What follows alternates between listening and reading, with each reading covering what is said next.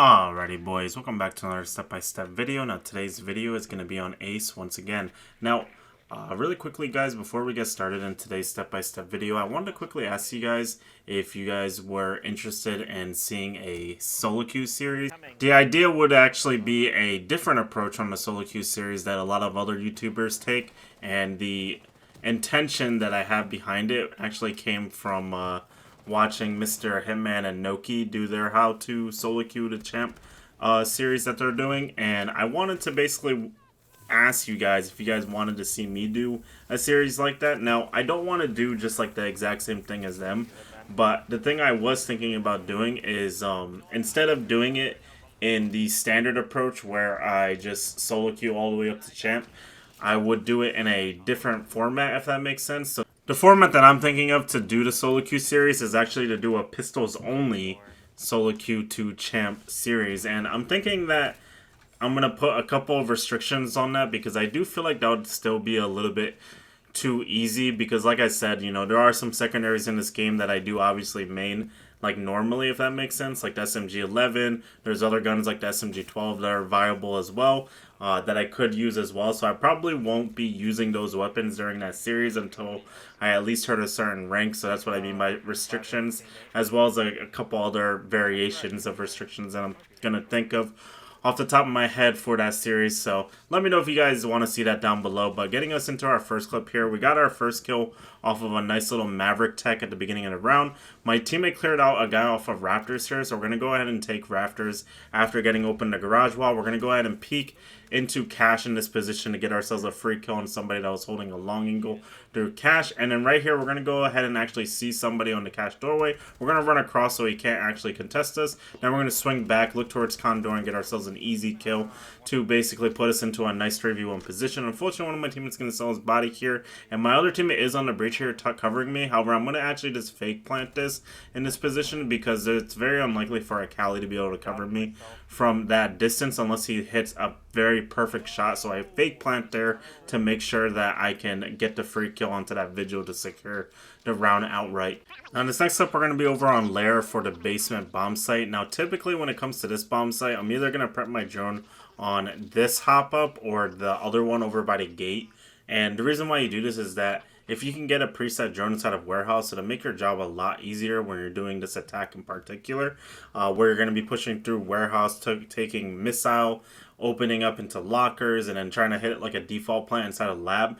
Now that would be like the normal push that people would go for. However, what is going to end up happening here is that they're going to actually leave this warehouse wall soft. So I'm going to go ahead and just breach charge it open with my soft breaches on Ace here, which is fantastic. And then we're going to go ahead and start droning for our team here for barrels. We're not going to see anybody inside of warehouse in this position. We are going to unfortunately see a Cade playing inside of electrical here. He's going to end up shooting my drone. I'm going to call this out to my teammates, and my teammates are going to actually walk in and actually look to get the kill onto this Cade in this position. You're going to see here one of my teammates walks in and gets the kill on that Cade. And then right here, I'm going to go ahead and start rotating over towards electrical doorway. Now the reason why I wanted to go to electrical here is because a lot of the enemy team was actually funneling for lockers here, and they're actually playing very aggressively for it, if that makes sense. So I'm going to go ahead and just open up that electrical wall here to make them have to rotate back into sight in this position. They're going to obviously rotate back. However, what is going to end up happening here is that there is going to be a guy that's going to try to flank us on yellow here. Now this is a big problem because one of the next things that I was planning to do was going to be to get this missile wall open here, which I am going to do, by the way, because my Thatcher is going to go ahead and just EMP it for me. But I am going to get on my drone here, and the reason why is because I want to make sure that this guy is not hitting the flank any longer on the yellow staircase right here, because this will be a really big issue for us if we don't have any clue of what he's trying to go for it. But he's not here, so we're going to go ahead and just drive our drone back down. Now, unfortunately, my teammates are going to end up selling their bodies in this position. To be able to win these type of positions, it actually takes a certain amount of baiting, in my opinion, because what ends up happening is that, for context, there's going to be one guy that's going to push me through the barrels, there's going to be one guy to push me through the warehouse double door for the missile hallway, and there's going to be another guy on the toxin doorway. Now the warden is actually going to be the first guy who's going to end up challenging me here, so I'm going to force this gunfight as fast as possible onto him to get myself one kill. And then right here, since I have the wall open, I'm going to peek towards toxin first to get myself another kill. And then, like I said, I was getting audio for the missile doorway double door guy, so So I'm going to go ahead and swing him directly after killing the toxin doorway guy, because it's just going to flow the more simple, basically. Because if I go for a reload in that position, what's going to end up happening is that guy's just going to swing me. I'm going to die. So I have to go for the second kill after killing the toxin guy right away, or else it's very unlikely that I'll actually be able to win that round in that position. So I might as well swing while I still have bullets in my gun, and that's going to be the most likely way to win, because the Gorks in that position is going to be looking for the refrag like 9 times out of 10 in that type of position. Hopefully that made sense, but long story short, we're going to be next up here on Cafe. We're going to be on the top floor attack here. Now, unfortunately, none of my teammates are really upstairs here, so we're going to go ahead and just open up the hatches or H charges. This is actually kind of a mistake by me, now that I'm looking back on this clip, because my buck actually was on the roof, so I probably didn't really need to do that. I think I was probably impatient. That's probably what ended up happening. But long story short, I like to go ahead and open up the hatches first. Then we're going to go ahead and open up the red wall here. This is going to prevent a lot of people from playing Ticket. Sometimes people will still try to play Ticket anyway, even when that wall does get open.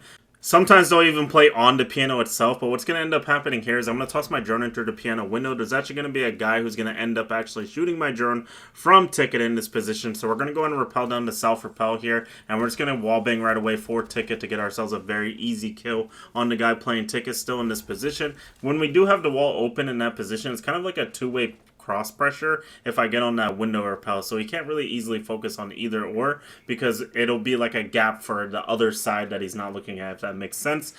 So ideally, in an ideal world, you would have your other teammate play with you to drop the hatch at the same time that you punch that window open or shoot through that window. So that way you can guarantee yourself the free kill, because what you can do when you drop that hatch is you can actually wallbang the Ticket to actually kill the guy if you're dropping on red. Now right here we're going to actually drone out a mute that's inside of CS. We're going to go ahead and get back on this self-repel.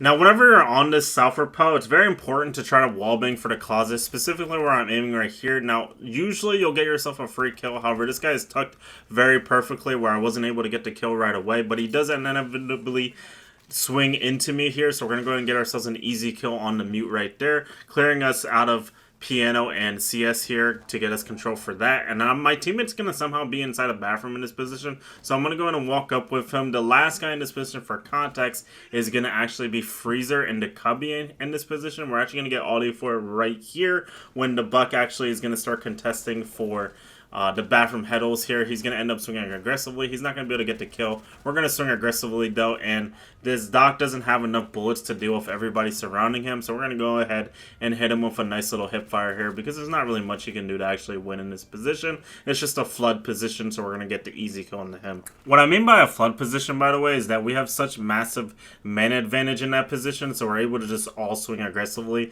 to get ourselves the easy last kill to make the round go by quicker, if that makes sense. That's what a flood position essentially is. It kind of sucks when it happens to you, but you know what I mean? When you do it to other people, it's actually a really easy way to make the round really fast, if that makes sense, and progress right into the next one. Now right here, we're going to go ahead and open up Geisha on this next Skyscraper clip. And what ended up happening there is, the reason why I'm opening that in the first place is because I'm trying to create a little bit of alternate pressure for a backside push in this position. Now right here, one of my teammates is actually going to give me a ping that somebody's playing inside of Samurai. So we're going to go ahead and make a little punch hole on the office wall. I probably didn't need to make the punch hole, but I go ahead and make it so that way I can wallbang the soft wall to get myself an easy kill inside of Samurai of a guy that was trying to roam in that position. So we go ahead and get a nice little free kill right there. And then now we're going to go ahead and get on our drone here. We're going to walk up to the mini bar. We're going to drone ahead of our Monty in this position. We're going to try to see what the enemy team's got going on for terrace and drums. There's nobody actually in terrace, however there is going to be a guy playing inside of drums in this position,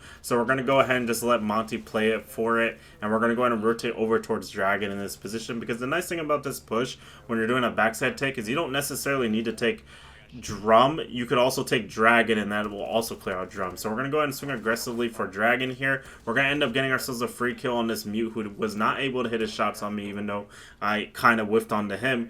Once you get this type of position, when you have a Monty on the board, all you really need to do, like I said, is like, since we got control of Dragon, that means that Goyle that was playing inside a drum has to rotate back. So at this point now we have to look for some kind of execute. So we're going to go ahead and start opening up the T wall in this position with the ace. Now this is the typical ideal play that you're going to want to go for. For context, my teammate's going to give me a call that Goyle is going to actually try to make a play through drum in this position. He actually opened up the geisha wall and then tried to swing aggressively through drums to try to get an easy kill into me. Luckily for me, though, my Monty's going to go ahead and get that kill. And then my Monty's going to go ahead and rush the last guy, which is actually going to be a rook in this position.